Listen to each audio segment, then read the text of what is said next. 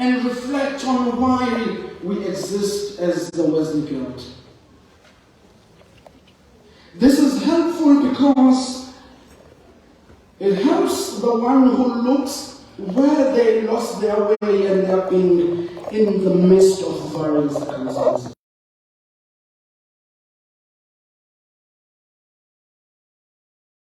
Calls us to look around us and ask what is at stake and what is our responsibility. It is a time to say we no longer conform to mediocrity and complacency. Mediocrity is a state of being comfortable with the average, where close to no effort is put into bettering things. And complacency is a phenomenon where people feel they do not need to do anything about a situation, even though it is uncertain and dangerous.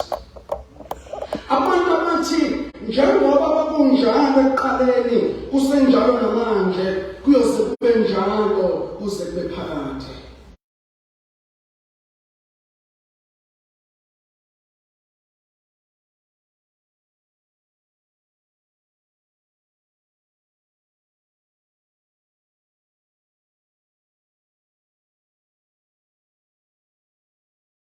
Accept.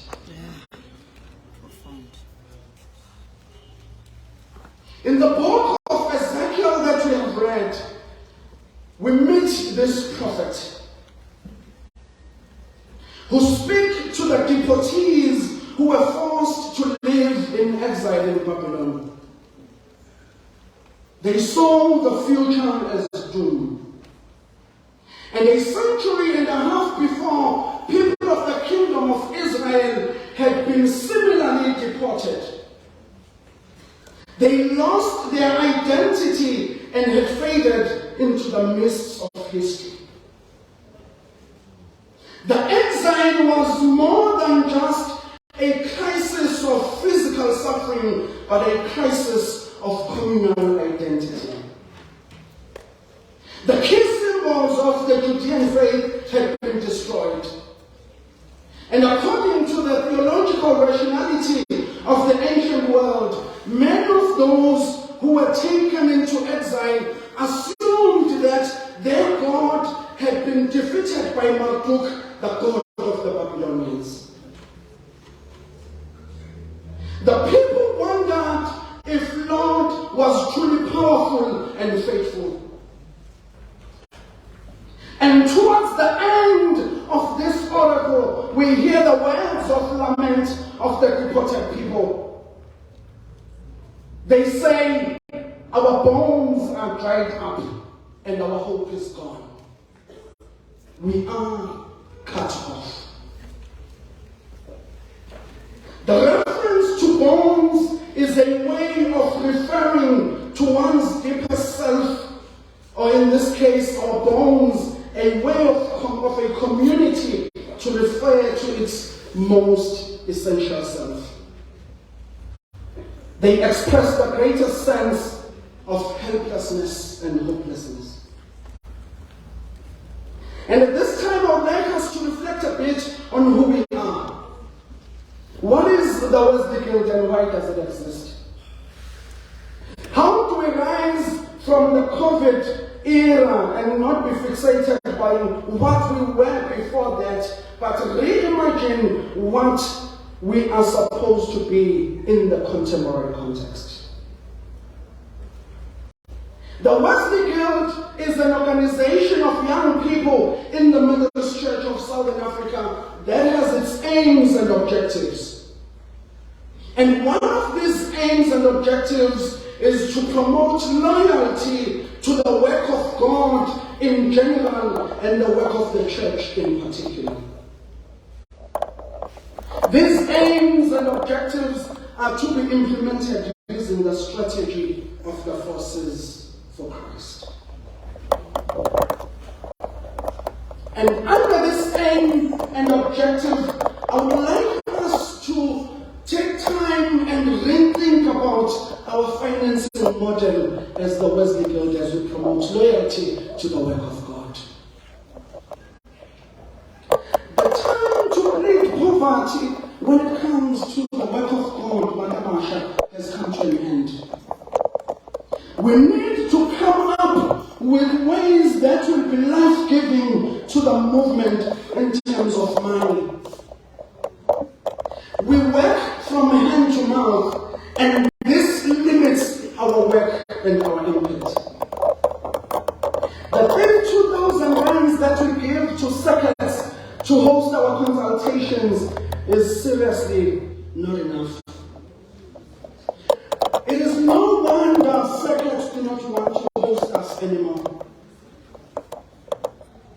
Because if you count to the last number, it is equated to 44 rands 44 cents per member per day. For food, accommodation, ablution, and occupants. This puts an unnecessary burden on circuits who open their doors for us. And so I call on this consultation to really evaluate anew the amounts that we give and come up with ways to help us to raise this money.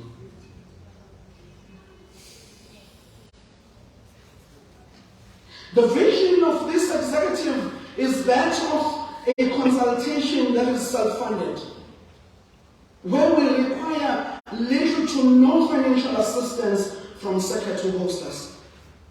And it is possible. We will in due course and platform propose ways of fundraising that are sustainable for us to achieve this goal. But the good thing is that we do not have the burden of answers as the executive. We have a collective responsibility as this sitting to come up with answers. We need to stand on our feet and be independent. A begging organization is a powerless organization. We are committed as this executive to a mitigated financial expense, and this is why we were able to source an independent auditor who will review our books free of charge for the duration of the term. Not only that, we have come to an agreement with this auditor that there must be a commitment, in fact it is in place already, that 5 guilders per year will be taken out of this sitting to go and assist with auditing, reviewing and verifying. And so this will mean that people who did not have a skill to verify, audit or review will have that skill at the end of the year. The vision is that by the end of our term, we would have had 15 young people from among ourselves who would have acquired a practical skill and a know-how to review financial books. We need to reimagine as I move to my second thought. Our missional call or our missional footprint in the district. The incoming executive has a vision of launching a mission fund in the district. This will give birth to a mission weekend where we will be hosted around June, July by the circuit that will host us for the consultation. The objective is to drive a campaign of consultation legacy project that will remain in the hosting circuit as a monument that they once hosted the Wesley consultation. The vision is to build something that has longevity and something sustainable that will give people hope in a distressed community. Can you dare to imagine the Wesley Guild building a house for a poor family? and say to them, in the name of Jesus, let shelter be one less thing to worry about.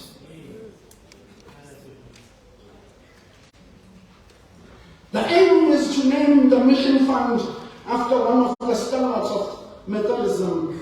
A minister was a leader of church and nation. Most of the behind the scenes of that work is in place, so we'll get all necessary permissions and approvals. But by this, we're not saying that circuits must then sit and say we'll wait for the mission weekend. We encourage circuits to be involved with mission work in their respective circuits. And in next year's circuits reports, we want to see at least one project done by the Wesley Guild in their circuit. We need to be visible in the communities we live in. We cannot expect the district to do mission work on our behalf. And there is nothing done at a local level. And so projects like the one we have this year of shoes in schools should be projects that are driven by circuits more than the district.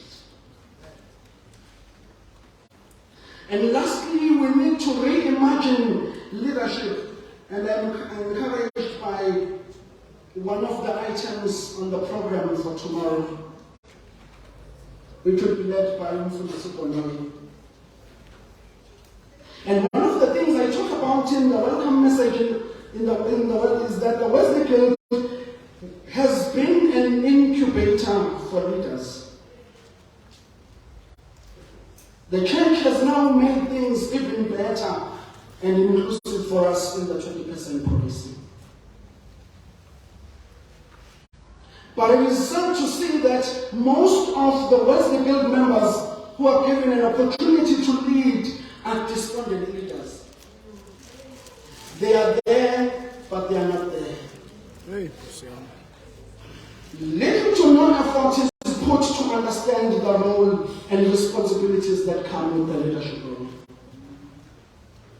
And we must lose the idea that says, if you are a 20% steward, you are a steward of young people.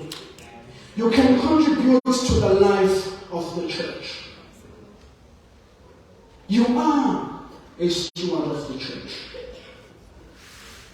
There has been a cry by Wesley Guild members that old people in the church bully them in the spaces of leadership.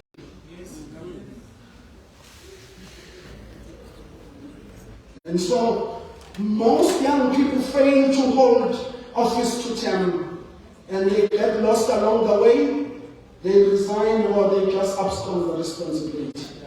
Sethi umuntu sasemgcine ewunobhala weguild nama-ACOS society simbone sengeneka nomuva usenyekile. Are we not giving those who bully us satisfaction? Are we not betraying our own struggle? When I was taught as I was growing up, because thina sifunde lesikhathi besifunda nabantu ababizwa ngokuthi zingcwele obhuti abadala. What I was taught was that you do not run uma ngabe ubhekene nebhuli. I'm using isikole sami as an analogy uzozibonela ukuthi ungenza kanjani. But what I was taught was that you stand up for yourself against a bully. Because some of them are low-key, very afraid and cowards. They only use their thumbs. Some of the old people are afraid of the flavor that we are going to bring into the church. And so they just push it aside. And you see this when it's September month. Against the Sunday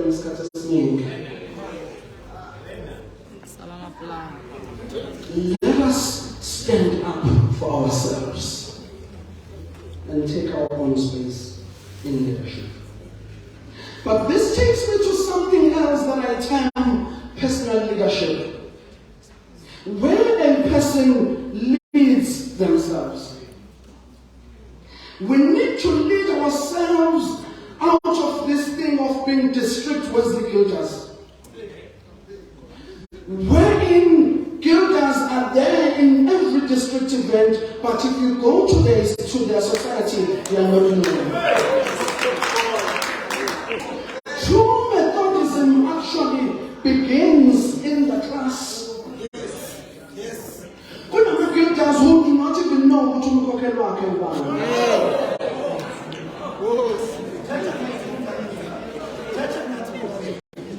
Most of the Wesley Guild members are zero in their classes, in their societies, but are great in the district events. They do not attend Wesley Guild services, they do not attend courses, they do not attend Holy Communion services in their respective societies. All the man can get in the district about giving, but in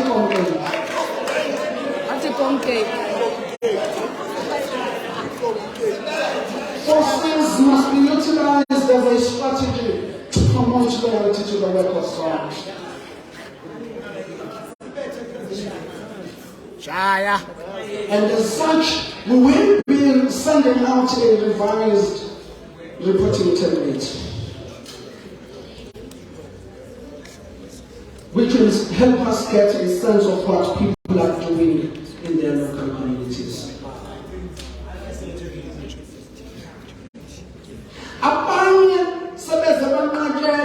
To attend district events because of authority. They are not here today.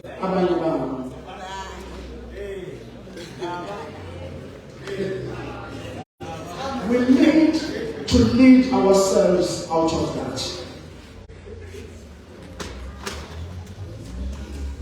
I am encouraged by the question in Mbali, can these bones live?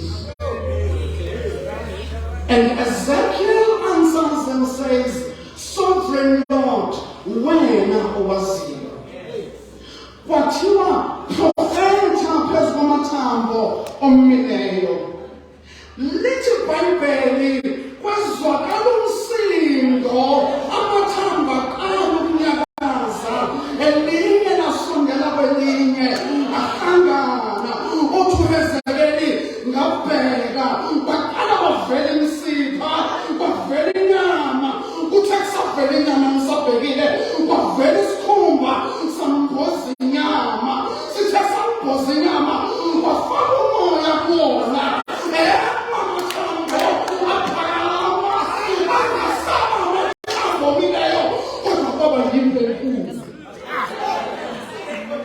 President. Around us, the potential of becoming an army.